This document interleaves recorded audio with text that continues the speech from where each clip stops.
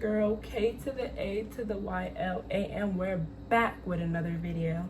Today's video is on unpopular opinions and opinions that people have left in my box on Instagram for things I should talk about on my YouTube. So let's get right to it. The first thing that I'm going to talk about is relationship advice. Okay. Relationships are a beautiful thing, but relationships are hard. They are hard. I lie to you not, they are very, very hard.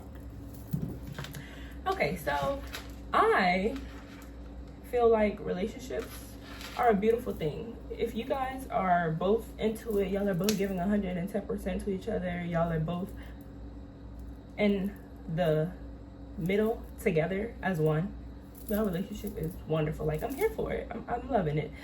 But there are some relationships that have a lot of hardships in them, and not even hardships because of a loss of trust or a loss of attention or a loss of security, but just because life is hard. Things happen, people move on, people come in your life, and I feel like when you're in a relationship, you have to have a certain level of trust, and you have to hold each other to a certain standard.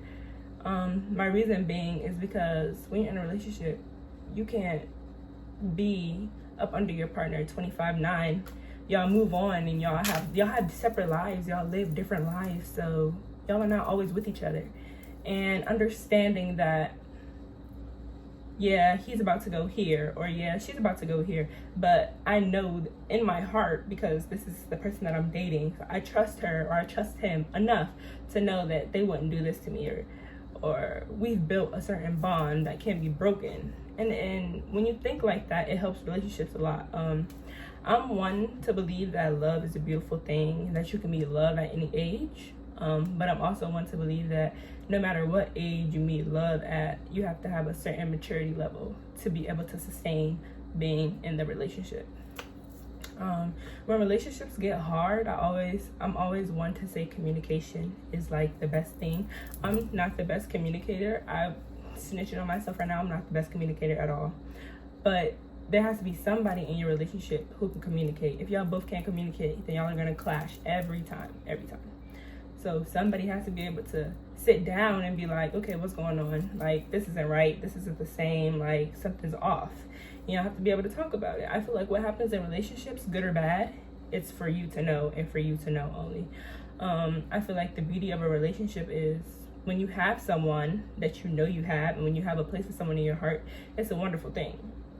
Feelings for somebody that you know you love, somebody that makes you feel secure, somebody who makes you feel like the most prettiest girl in the world, or somebody who supports all your dreams and aspirations and you can grow with and you can get stronger with and get better with. I feel like that's a wonderful thing.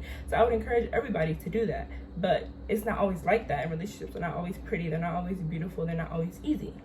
So I feel like when the time comes and y'all do have a disagreement, because y'all are going to have that, when y'all do have a disagreement, y'all have to be able to sit down and effectively communicate the problem and come up with a solution. And y'all relationship will probably work perfectly. All relationships have problems, and a relationship that has no problems is a scary relationship, believe me. So that's that. The second topic was the recruiting process. So for those of you who don't know, I do play basketball. I'm a junior. I'm going into my senior year. So the recruiting process is like crucial right now as far as college coaches calling, college coaches offering, things of that nature. The recruiting process is stressful. I would tell you that it is stressful. Your phone's ringing every second, every minute, every hour. Your phone is always ringing, and it can be stressful because these are coaches. They're offering you a lot of money to go to their school, and they can't waste their time on just anybody. So it's like when they call, you gotta answer. When they text, you gotta text back. And for people who are bad texters like me, I struggle when they text me. If I don't text back right away, they probably won't get a text for like 2 days, and that is terrible. So please don't do what I do. But as far as the recruiting process goes, it is very stressful. It's not easy, and you have to be very smart with how you say your words when you're speaking to a college coach, because you can verbally commit and not even know. So you have to be very careful and very selective with the words that you express when you're talking to a college coach or somebody who is recruiting you from a certain program.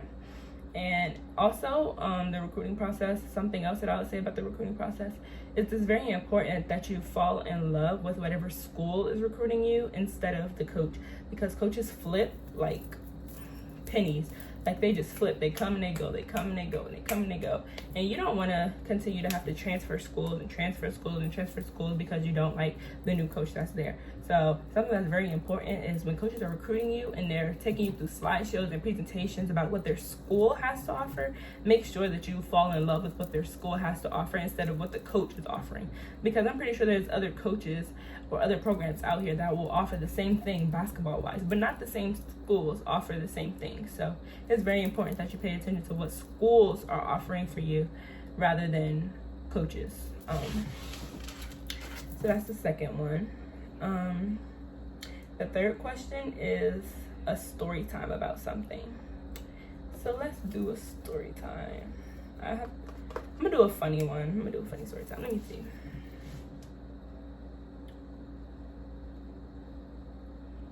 Wow, I can't even think of one, y'all. That's how boring my life is.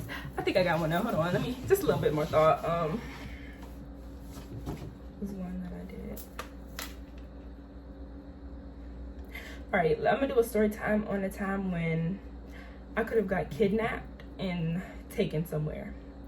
So I was getting ready for an AAU tournament, okay, and where was we? I think we was going to Georgia. I'm not sure. I was getting ready for some AAU tournament. And the parents had to drive, and the kids had transportation there, but our parents had to drive. And so that night, I remember my mom got a rental car. She got a rental truck. And so we pulled up to 7-Eleven to give me some snacks because I was leaving from Virginia. I was going to like Kentucky. And so we pulled up to give me some snacks. And I remember pulling up and I had seen like 3 of the same trucks. They all looked the same. I lie to you not, they all looked the same. And so I didn't pay attention to it. I didn't know where my mom parked at because I was so busy on my phone texting away. I don't even know who I was texting. It was that important. But I was texting away. I went into 7-Eleven, I got my snacks, and I walked out.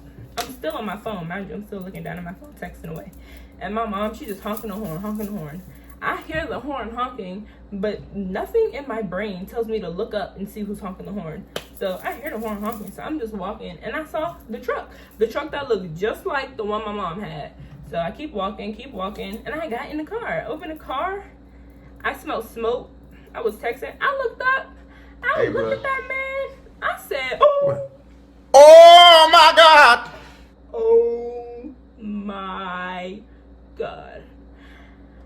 Y'all, I lie to you not. I must have hopped out that car and ran to that other car so fast. I mean, I have never seen myself run that fast. Like, y'all, I didn't even know I could run that fast the way I got out that car.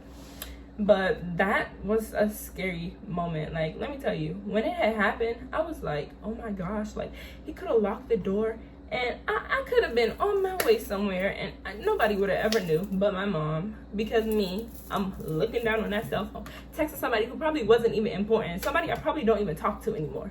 But, like, y'all, scariest day of my life. I promise you, scariest day of my life. Whew, that was scary. All right, so that's story time for that. That was story time. So the next one is broken friendships. So I am a living witness of a lot of broken friendships. I have a lot of unresolved friendships. I feel like I have a lot of friendships that I can't explain. I don't know if we're friends. I don't know if we're enemies. I don't know if we're just cordial. I don't know what we are. And I would consider it a broken friendship. My advice for a broken friendship is, I feel like at a certain point, you're gonna get tired of trying to figure out where you stand in somebody else's life. And I feel like that's just how life goes. Like, you get tired of repeating the same thing. You get tired of trying to figure out the whys. You get tired of trying to figure out why this. You get tired of it. And you get tired of trying to understand why somebody walked out your life. Because if someone walks out your life, you let them walk out your life. You don't ever beg for anybody to come back into your life. That's boyfriend, that's girlfriend, that's relationships, that's mommy, that's daddy. You don't ever chase after anybody to come into your life. If they want to leave, you open the door for them and you let them leave, because somebody who can walk out your life that easy didn't deserve to be in your life in the first place. That's my outlook on it. when you have a broken friendship, I feel like that's something that needs to be talked about. And if you and a person cannot come to a sense to talk about it, if you and the person are not feeling the same way about the broken friendship, then it's no point in even trying to get the friendship back together. Like, I feel like if you're in a stable friendship and something happens in your friendship, if that's your real friend, oh, she's coming back, or he's coming back and he's saying, like, what's up? Like, you're not talking to me, you walking past me, we don't talk no more, like, what's good? But if they were your friend and y'all stopped talking and you sense that it's a type of animosity between y'all and she or he hasn't come to you to try to fix it, or they haven't tried to understand where you're coming from, then that wasn't a real friendship to begin with. And you leave that friendship right where it's at, because we're growing and we're maturing and we're figuring out what kind of friends we like, and we're figuring out what kind of friends we don't like. And the same people that you come in with are not the same people that you leave out with. I promise you it's not. It's so many people in this world. It's so many people who are like you. It's so many people who are not like you. It's so many people who want to be like you. And that's just the world that we live in. So you have to understand and you have to move on. So that's my advice for broken friendships. If they're walking out your life, open up the door for them and lock it behind them. They weren't meant to be your friend in the first place. Remember that, okay? Wise words from your girl, Kayla. Don't forget it, okay? Okay. This is the last question I'm going to do. The last one says, my opinion on Chipotle and Chick-fil-A.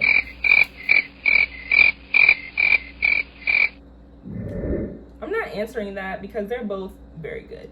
So thanks for watching my video. We'll be back in 2 more days with my next video, and pop in to see a surprise.